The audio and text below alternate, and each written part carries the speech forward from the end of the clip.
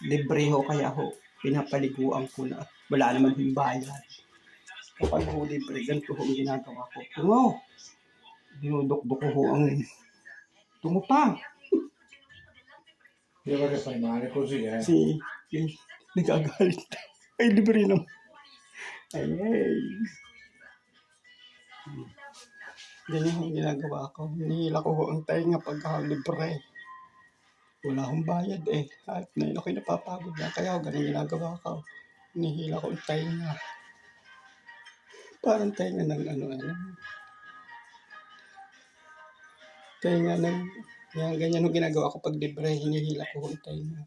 Para ako makabawi naman. Wala akong bayad. Ako'y napapagod. Ayan. Tingnan. Parang may luga-luga. Ganyan ginagawa ko yun. Tsaka ako sinasamaan ko ho. Pareho mamaya aking ihiwaan pa ng kaunti. Wala naman ng bayad. Lagi ng palibasa yung libre. 2 beses mong pagpitsi sa buwan. Ang halit na.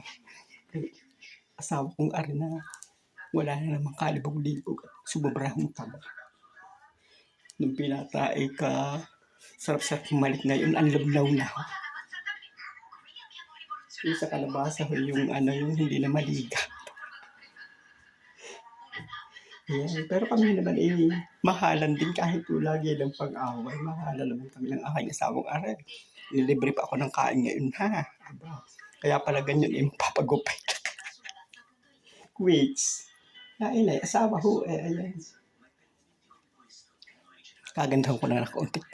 Para naman pumugi ang aking asawa. Para pag nagtrabaho ko bukas mapuri. Ganyan ang ginagawa ko. Akin yung ginaganaw at pag-libre. Hindi mo nakakaintindi ng Tagalog. Akala ko ang buhok ay aking inaayos. Pero hindi ko alam ginaganutan ko at wala akong bayad. Yari, pogi kahit mataba. Pogi yun yan. Kaya napaibig na gusto.